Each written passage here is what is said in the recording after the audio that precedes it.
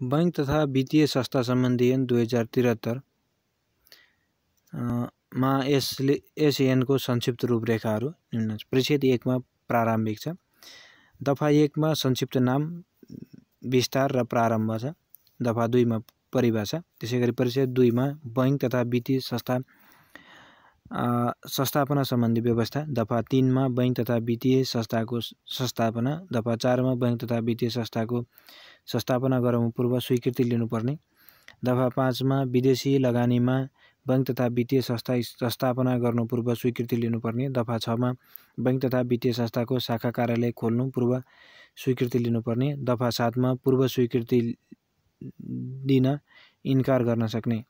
परिच्छेद 3 मा धितोपत्रको कारोबार सम्बन्धी व्यवस्था छ। यसको दफा 8 मा विवरण पत्र। दफा 9 मा सेयरको बाँडफाँड। दफा 10 मा धितोपत्र कारोबार। दफा 11 मा सेयर बिक्री तथा वा धितोबन्धक सम्बन्धी व्यवस्था। दफा 12 मा धितोपत्र कारोबार गर्नमा बन्देज।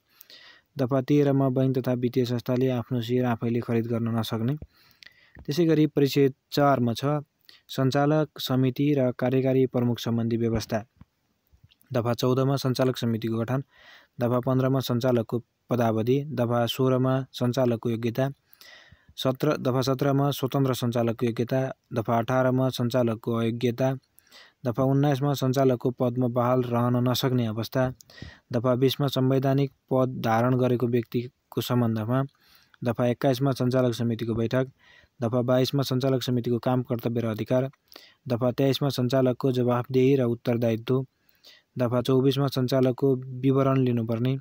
दफा 25 मा सञ्चालकको जानकारी तथा अभिलेख। दफा 26 मा उपसमिति गठन गर्न सक्ने। दफा 27 मा अधिकार प्रत्यायोजन। दफा 28 मा सञ्चालकको भत्ता तथा सुविधा। दफा 29 मा कार्यकारी प्रमुखको नियुक्ति र सेवा शर्त। त्यसैगरी दफा 30 मा कार्यकारी प्रमुखको काम, कर्तव्य र अधिकार। त्यसैगरी परिच्छेद 5 मा छ इजाजत पत्र सम्बन्धी व्यवस्था। दफा 31 मा बैंक तथा वित्तीय संस्था बाहेक अन्य कसैले बैंकिङ तथा वित्तीय कारोबार गर्न नसक्ने। दफा 32 मा बैंक तथा वित्तीय संस्थाको नाम प्रयोग। दफा 33 मा बैंक तथा वित्तीय संस्था वित्तीय कारोबार गर्ने इजाजत पत्र प्राप्त गर्न आवेदन दिनुपर्ने। दफा 34 मा बैंक तथा वित्तीय कारोबार गर्ने इजाजत पत्र दिन सक्ने। दफा 35 मा इजाजत पत्र दिन इन्कार गर्न सक्ने। दफा 36 मा राष्ट्र बैंकले शर्त तोक्न सक्ने। दफा 37 मा बैंक तथा वित्तीय संस्थाको वर्गीकरण। दफा 38 मा मथिल्लो बैंक तथा वित्तीय संस्थामा परिणत हुन सक्ने।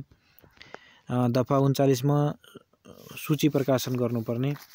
दफा 39 को क मा प्रदेशमा वित्तीय संस्थाको सञ्चालन सम्बन्धी व्यवस्था। त्यसैगरी दफा 40 मा विदेशी बैंकको शाखा सम्बन्धी विशेष व्यवस्था। त्यसैगरी परिच्छेद 6 मा छ पुँजीकोष र तरल सम्पत्ति सम्बन्धी व्यवस्था। दफा 41 मा पुँजी कायम राख्नुपर्ने। दफा 42 मा पुँजीकोष। दफा 43 मा सम्भावित नोक्सानी सम्बन्धी व्यवस्था। दफा 44 मा साधारण जगेडा कोष। दफा 45 मा सटही समीकरण कोष। दफा 46 मा तरल सम्पत्ति कायम गर्नुपर्ने। दफा 47 मा लाभांश घोषणा र वितरण। दफा 48 मा पुँजी घटाउन आदेश दिन सक्ने। त्यसैगरी परिच्छेद 7 मा छ बैंकिङ तथा वित्तीय कारोबार सञ्चालन सम्बन्धी व्यवस्था। दफा 49 मा बैंक तथा वित्तीय संस्थाले बैंकिङ तथा वित्तीय कारोबार गर्न सक्ने। दफा 50 मा बैंक तथा वित्तीय संस्थाले गर्न नहुने काम। दफा 51 मा सहायक कम्पनी सम्बन्धी व्यवस्था। दफा 52 मा सम्बद्ध व्यक्तिसँग कारोबार गर्न नपाउने। दफा 53 मा शङ्कास्पद कारोबारको जानकारी गराउने। दफा 54 मा राष्ट्र बैंकले निर्देशन जारी गर्ने। त्यसैगरी परिच्छेद 8 मा छ कर्जा प्रवाह तथा असुली सम्बन्धी व्यवस्था। दफा 55 मा कर्जा प्रवाह सम्बन्धी व्यवस्था छ। त्यसैगरी दफा 56 मा कर्जा रकमको सदुपयोग सम्बन्धी अनुगमन। त्यसैगरी दफा 57 मा कर्जा असुली सम्बन्धी व्यवस्था। त्यसैगरी परिच्छेद 9 मा छ लेखा अभिलेखन विवरण तथा प्रतिवेदन सम्बन्धी व्यवस्था। दफा 58 मा हिसाब किताब दुरुस्त राख्नुपर्ने। दफा 59 मा वासलाद नाफा नोक्सान हिसाब तयार गरिराख्ने। दफा 60 मा लेखापरीक्षण समिति। दफा 61 मा लेखापरीक्षण समितिको काम, कर्तव्य र अधिकार। दफा 62 मा लेखापरीक्षण। दफा 63 मा लेखापरीक्षकको नियुक्ति तथा पारिश्रमिक। दफा 64 मा लेखा परीक्षकमा नियुक्ति हुन नसक्ने। दफा 65 मा विवरण दिनुपर्ने। दफा 66 मा लेखा परीक्षकको काम कर्तव्य र अधिकार। दफा 67 मा लेखा परीक्षकको कारबाहीको सिफारिस गर्ने। दफा 68 मा लेखा परीक्षकले प्रमाणित गर्नुपर्ने। त्यसैगरी परिच्छेद 10 मा बैंक तथा वित्तीय संस्था गाभिने वा प्राप्ति गर्ने एक्विजिसन सम्बन्धी व्यवस्था। दफा 69 मा बैंक तथा वित्तीय संस्था गाभिन वा प्राप्ति गर्न सक्ने। दफा 70 मा गाभिन वा प्राप्ति गर्न निवेदन दिनुपर्ने। दफा 71 मा सम्पत्ति तथा दायित्वको मूल्याङ्कन सम्बन्धी व्यवस्था। दफा 72 मा सम्झौता सम्बन्धी व्यवस्था। दफा 73 मा स्वीकृति सम्बन्धी व्यवस्था। दफा 74 मा कारोबार गर्न सक्ने। त्यसैगरी परिच्छेद 11 मा छ बैंक तथा वित्तीय संस्थाको स्वैच्छिक खारेजी।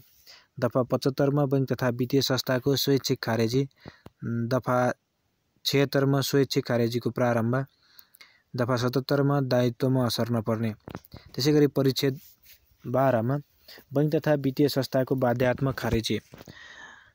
दफा 78 बैंक तथा वित्तीय संस्थाको बाध्यात्मक खारेजीको लागि अदालतमा निवेदन दिन सक्ने।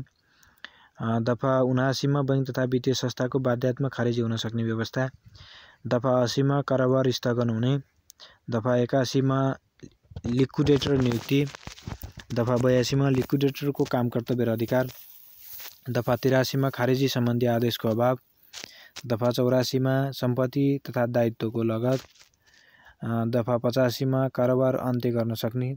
दफा 86 मा दाबी पेश गर्ने सूचना। दफा 87 मा लिक्विडेटरको दाबी स्वीकार वा अस्वीकार गर्न सक्ने। दफा 88 मा दाबीको वर्गीकरण। दफा 89 मा साहुहरूको सभा। दफा 90 मा खारेजी योजना। दफा 91 मा निक्षेपकर्तालाई तत्काल पेशी दिन सक्ने। दफा 92 मा सम्पत्ति बिक्री गर्ने अधिकार। दफा 93 मा दाबी फर्चौटको सूचना। दफा 94 मा भुक्तानीको प्राथमिकता। दफा 95 मा बुझ्न नआएको वस्तु वा रकम। दफा 96 मा खारेजीको निर्णय। दफा 97 मा एकभन्दा बढी मुलुकमा कारोबार गर्ने बैंक तथा वित्तीय संस्थाको बाध्यात्मक खारेजी। दफा 98 मा दाबी नलाग्ने। त्यसैगरी परिच्छेद 13 मा कारबाही कसुर तथा दण्ड सजाय सम्बन्धी व्यवस्था। दफा 99 मा नियमनको कारबाही गर्न सक्ने। दफा 100 मा जरिवाना गर्न सक्ने। दफा 101 मा कारबाहीको कार्यविधि। दफा 102 मा इजाजत प्राप्त संस्था उपर नियन्त्रण। दफा 3 मा कसुर। दफा 104 मा दण्ड सजाय। दफा 105 मा पुनरावेदन। दफा 106 मा सजाय तथा बाधा नपर्ने। त्यसैगरी परिच्छेद 14 मा विविध छ। दफा 107 मा पूर्वाधार विकास बैंक सम्बन्धी व्यवस्था। त्यसैगरी दफा 108 मा निक्षेपको सुरक्षण गराउनु पर्ने। त्यसैगरी दफा 109 मा बैंकिङ गोपनीयता कायम राख्नुपर्ने। दफा 110 मा खाता रोक्का गर्न निर्देशन दिन सक्ने। दफा 111 मा निक्षेप उपरको हक दाबी। दफा 112 मा दाबी नपरेको निक्षेपको विवरण।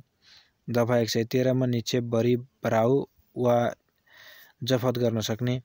दफा 114 मा सञ्चालकबाट असुल उपर गरिने। दफा 115 मा दाबी गर्न नसक्ने। दफा 116 मा नेपाल सरकार वादी हुने। दफा 117 मा पारदर्शिता सम्बन्धी व्यवस्था। दफा 118 मा उपभोक्ता हित संरक्षण सम्बन्धी व्यवस्था। दफा 119 मा छुट र सुविधा। दफा 120 मा खर्च व्यवस्थापन। दफा 121 मा सम्पत्ति विवरण पेश गर्नुपर्ने। दफा 122 मा ऋण, दायित्व तथा ऋणको धितोमा रहेको हक खरिद बिक्री गर्न सक्ने। दफा 123 मा विवादको समाधान। दफा 124 मा असल नियतले गरेको कामप्रति जवाफदेही हुन नपर्ने। दफा 125 मा काम कारबाही बदर नहुने। दफा 126 मा अध्ययन समिति तथा उपसमिति गठन गर्न सकिने। दफा 127 मा शपथ ग्रहण। दफा 128 मा प्रबन्ध पत्र तथा नियमावलीको संशोधन। दफा 129 मा एसएन बमोजिम हुने। दफा 130 मा बाधा अड्काउ फुकाउने। दफा 131 मा आदेश वा निर्देशन दिन सक्ने। दफा 132 मा नियमन वा विनिमय बनाउन सक्ने। दफा 133 मा विनियमावली तथा कार्यविधि बनाउने अधिकार। त्यसै गरी दफा 134 मा खारेजी तथा बचाउ।